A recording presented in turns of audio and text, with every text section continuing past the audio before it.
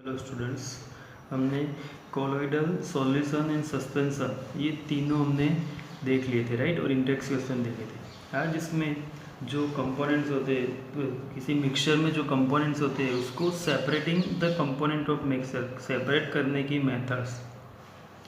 तो जो मिक्सचर होते हैं उसमें जो कंपोनेंट्स है क्या क्या है वो उसको ऑब्जर्व करना है, तो उसे सेपरेट करना पड़ेगा। तो separating the component of mixture, तो we have learn that most of the natural substances are not chemically pure. हमने सीखा कि जितने भी सब्सटेंस होते हैं केमिकली प्योर नहीं होते। केमिकली प्योर का मतलब सिंगल एलिमेंट से बना हुआ, पर यहाँ पे तो सारे सब्सटेंस में कुछ ना कुछ दूसरे एलिमेंट्स मिक्स हुए होते हैं, तो केमिकली प्योर नहीं होते। तो different method of separation are use to get individual component from the mixture. उसके इंडिविजुअल अलग अलग कंपोनेंट को ऑब्टेन करने के लिए, सेपरेशन के लिए अलग अलग मेथड यूज होती है। तो heterogeneous mixture can be separate. Heterogeneous mixture जो होते हैं जिसमें हमें अलग से दिखाई देता है कि ये दो चीज़ें can be separated into their respective constituents bye simple physical methods. Heterogeneous mixture को तो सिंपल फिजिकल मेथड से हम अलग कर सकते हैं, like hand keeping. Hand keeping मतलब जिसमें बड़े बड़े पार्टिकल्स दिखाई देते हैं उसको हम हाथ से निकाल लेंगे दो सॉलिड में, राइट। सीविंग, सीविंग से भी हम अलग करते हैं। सीविंग देखा होगा तुमने, छाननी होती है, उससे गेहूं में से कचरा निकालते हैं ना, व्हीट में से वो। फिल्ट्रेशन, फिल्ट्रेशन से भी हम अलग कर लेते हैं। ये सब फिजिकल मेथड से हम अलग कर लेते हैं। किस में?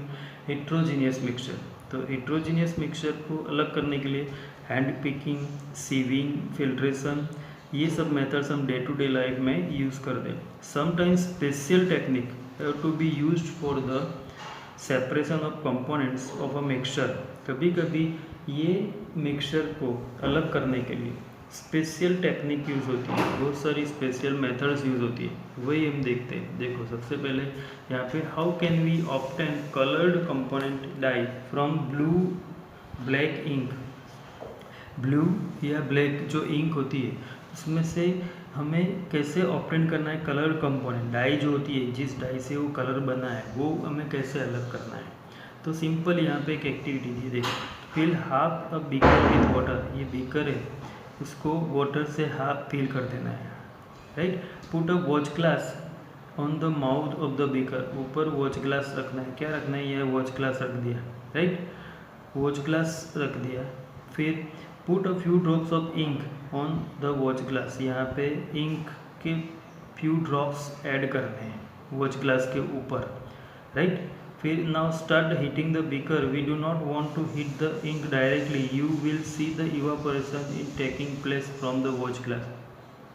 अब यहाँ पे इंक रख के यहाँ से हीट देनी है नीचे से, राइट। तो ये हीट इसलिए देनी है कि हम ये जो इंक है उसे डायरेक्ट हीट नहीं दे सकते, इसलिए ये वाटर के ऊपर रखा है। वाटर को हीट देंगे तो यहाँ से हीट इसको मिलेगी और यहाँ से इवापोरेशन होगा। क्या होगा? डायरेक्ट रखो तो बहुत सब जल जाएगा, इवापोरेशन उसमें कंप्लीट नहीं होगा, राइट। तो continue heating as the evaporation goes on the stop heating when you do not see any further change on the watch glass. तो उसको कंटिन्यू करना है, कंटिन्यू हीटिंग इवापोरेशन जब तक होता है, राइट। फिर observe carefully and record your observation. फिर इसके बाद क्या ऑब्जर्वेशंस हुए वो देखना है। तो सबसे पहले यहाँ पे क्वेश्चन दिया है, देखो कि what do you think has got evaporated from the watch glass. What do you think has got मतलब इवापोरेशन में क्या मिलेगा यहाँ पे। देखो तो कि water gets evaporated from the watch glass. कौन सी चीज़ इवापोरेट होती है? तो यहाँ पे वाटर जो होगा वो क्या हो जाएगा? इवापोरेट हो जाएगा। क्या हो जाएगा? इवापोरेट हो जाएगा। इवापोरेशन में वाटर ही इवापोरेट होता है, राइट। फिर यहाँ पे क्वेश्चन दिया, is there a residue on the watch glass. तो वॉच ग्लास के अंदर कुछ बचेगा इवापोरेशन होने के बाद? तो यस, वहाँ पे क्या बच जाएगा? दूसरा जो पानी के विदाउट पानी जो भी पार्ट होता है, दूसरा कंपोनेंट डाई का, वो वहाँ बच जाएगा। तो yes, there is a residue on the watch glass, मतलब वहाँ पे रेसिड्यू रहेगा, पर वो क्या है? तो फिर क्वेश्चन पूछा है, व्हाट इज़ योर इंटरप्रिटेशन। तुम्हारा इंटरप्रिटेशन क्या है कि is ink a single substance और इज़ इट अ मिक्सचर। वो सिंगल सब्सटेंस है या मिक्सचर है? तो सिंपल है कि वहाँ पे पानी इवापोरेट हो गया, फिर भी रेसिड्यू रहता है, मतलब वो दो चीज़ें हो गई। तो ink is a mixture of dyes in water, मतलब जो चीज़ रहती है वो क्या है? कलर डाइज है। और पानी इवापोरेट हो गया। तो इंक किसका मिक्सचर है? Ink mixture of a dyes and water, dyes in water. Dyes को वाटर में मिक्स करो तो क्या बनता है? इंक। इसके ऊपर से हम कंक्लूजन ये ले सकते हैं कि by we find that the ink is a mixture of dye in water, दस ये डाई इन वाटर ये दोनों का मिक्सचर, right. We can separate the, हम उसको सेपरेट कर सकते हैं किसको? The volatile component, solvent. Solvent मतलब जिसके अंदर हमने डिजोल्व किया है, मतलब यहाँ पे वाटर क्या है? सॉल्वेंट है। तो separate the volatile component solvent from its non volatile solute by method of evaporation. Non volatile solute, non volatile solute, solute मतलब जो वोलेटाइल नहीं होता है, जो इवापोरेट नहीं होता है। सॉल्वेंट यहाँ क्या होता है? इवापोरेट। जो हीट देने से हवा में चला जाएगा, इवापोरेट हो जाएगा, उसे क्या बोलते हैं? वोलेटाइल। और ये जो डाई है वो नॉन वोलेटाइल सॉल्यूट है by the method of evaporation.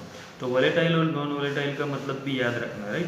Non volatile मतलब जो इवापोरेट नहीं होता है, और वोलेटाइल मतलब जो इवापोरेट हो जाएगा, राइट। ऐसे दो सब्सटेंस वोलेटाइल और नॉन वोलेटाइल को इस मेथड से अलग करेंगे, राइट। अब इसमें दूसरी मेथड देखो कि how can we separate cream from milk. Cream from milk, उसको हम कैसे अलग करेंगे? तो nowadays we get full cream, toned and double toned varieties of milk packed in a poly pack or tetra pack in the market। हम देखते हैं कि मिल्क होता है उसमें टोन, डबल टोन, ऐसे अलग अलग टाइप्स के मिल्क के टाइप्स आते हैं। जो दूध की थैली आती है उसमें ये सब टाइप्स होते हैं, देखना, एक red colour, blue colour, tone, double tone, ऐसे मिल्क होता है, राइट। तो this varieties of milk contain different amount of fat. इसका मतलब होता है कि उसमें अलग अलग अमाउंट में फैट है, सब में अलग अलग अमाउंट में क्या होता है? फैट होता है। तो वो अलग कैसे कर सकते हैं? सेपरेशन उसका कैसे होता है? तो उसके लिए देखो एक्टिविटी दी है 2.5, take some full cream milk in a test tube. क्या लेना है? Full cream milk in a test tube, फिर centrifuge it by using a centrifuging machine for 2 minutes।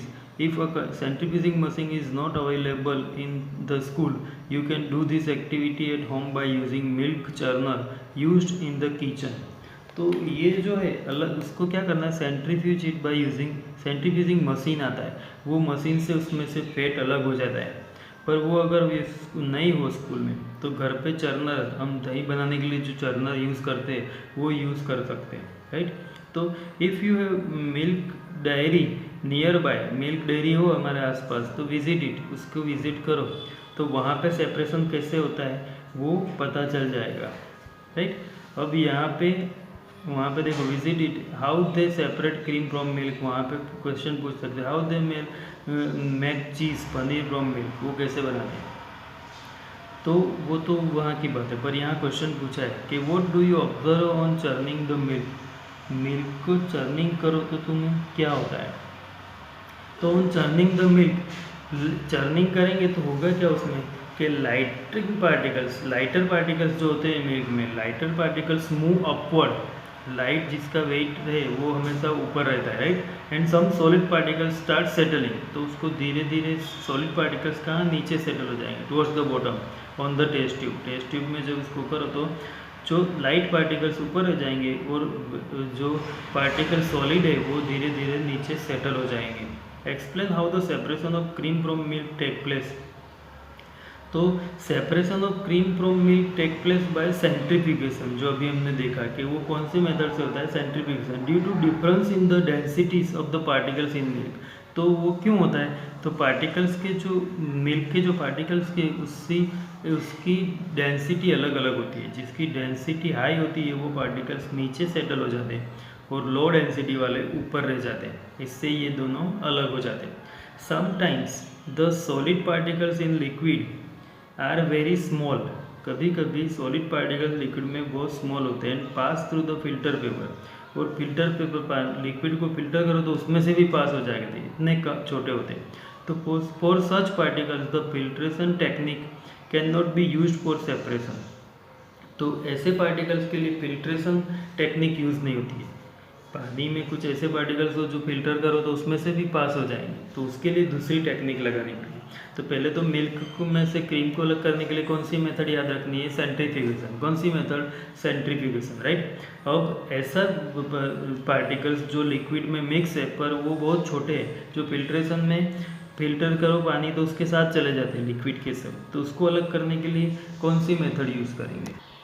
तो ऐसे पार्टिकल्स जो बहुत छोटे हैं, जो फिल्ट्रेशन में साथ में पास हो जाते हैं फिल्टर पेपर में से, तो such mixers are separated by centrifugation. तो उसी को सेंट्रीफ्यूगेशन से अलग करते हैं। जैसे मिल्क में से क्रीम, तो मिल्क को एक फिल्टर करो तो उसके साथ साथ वो क्रीम के पार्टिकल्स भी चले जाएंगे, तो उसको क्या करना पड़ता है, सेंट्रीफ्यूज करना पड़ता है। So the principle is that the denser particles are forced to the bottom and the lighter particles stay at the top when spun rapidly। तो इसका सेंट्रीफ्यूगेशन मशीन में होता यही है कि जो डेंसर पार्टिकल्स होते हैं वो बॉटम नीचे चले जाएंगे, lighter particles stay at the top when spun rapidly. जब उसको घुमाते हैं तो हैवी पार्टिकल्स नीचे जाएंगे और छोटे लाइट पार्टिकल्स ऊपर रह जाएंगे। इस तरह सेंट्रीफ्यूगेशन में वो अलग हो जाता है, राइट। तो यहाँ पे भी मिल्क और क्रीम इस तरह पार्टिकल से अलग होता है। अब उसके एप्लीकेशन, सेंट्रीफ्यूगेशन और ये जो इसके यूजेस कहाँ होते हैं, तो used in diagnostic laboratories for blood and urine test. Blood और यूरिन टेस्ट में भी ये यूज़ होता है, राइट। दूसरा, used in dairies and home to separate butter from cream. ये भी होता है, घर पे भी यूज़ होता है कि separate butter from cream. Cream बनाते हैं उसमें भी, घर पे भी बनाते हो ना, उसमें भी ये मेथड यूज़ होती है, उसे सेंट्रीफ्यूगेशन ही बोलते हैं। Used in washing machines to squeeze out water from wet clothes. ये स्क्वीजिंग करते हैं, ड्राई करते हैं ना कपड़ों को मशीन में, वॉशिंग मशीन में, उसमें भी यही मेथड होती है, राइट। तो ये सेपरेशन एप्लीकेशन हो गए उसके यूजेस, राइट। अब how can we separate mixture of two immiscible liquid. देखो इमिसिबल लिक्विड है यहाँ पे, अभी हमने देखा वो मिल्क और क्रीम में से कैसे सेपरेट करेंगे वो, फिर दूसरा डाई से देखा, एक इवापोरेशन देखा, एक सेंट्रीफ्यूगेशन देखा। दो मेथड हमने देखी, इवापोरेशन एंड सेंट्रीफ्यूगेशन, राइट। अब how can we separate mixture of two immiscible liquid. Immiscible मतलब जो कभी मिक्स नहीं होते ऐसे लिक्विड। दो ऐसे लिक्विड है जो मिक्स ही नहीं होंगे, कितना भी एक दूसरे के अंदर डालो, उसको कैसे अलग करना है, तो वो बहुत सिंपल मेथड है। देखो कि let us try to separate kerosene oil from water using separating funnel. Kerosene oil और वाटर दोनों को मिक्स करके सेपरेटिंग फनल से अलग करना है। तो ऐसे इमिसिबल लिक्विड को अलग करने के लिए क्या यूज़ होता है, सेपरेटिंग फनल। क्या यूज़ होता है, separating funnel. pour the mixture of kerosene oil and water in separating funnel। ये separating funnel में ये दोनों का मिक्सचर ऐड कर देना है। let it stand undisturbed for some time so that separate layers oil and water are formed। उसको थोड़ा टाइम अनडिस्टर्ब रहने दो तो उसमें दो लेयर अलग अलग फॉर्म हो जाएंगे। ओपन द स्टॉप, देखो open the stop cock of the separating funnel and pour out of the lower layer of the water carefully। close the stop cock। Simple है यहाँ पे देखो कि ये सेपरेटिंग फनल है, हमने यहाँ से ये जो दोनों का मिक्सचर था वाटर एंड केरोसिन उसको अंदर डाल दिया, राइट। फिर थोड़ी देर तक वहाँ से बंद करके उसको सेटल होने देना है। क्या करना है, ऐसे ही रहने देना है, थोड़ी देर तक अनडिस्टर्ब रहने देना। तो उसमें दो लेयर बन जाएंगे, मतलब वाटर नीचे आ जाएगा और ये केरोसिन ऊपर, ऐसे दो लेयर बन गए।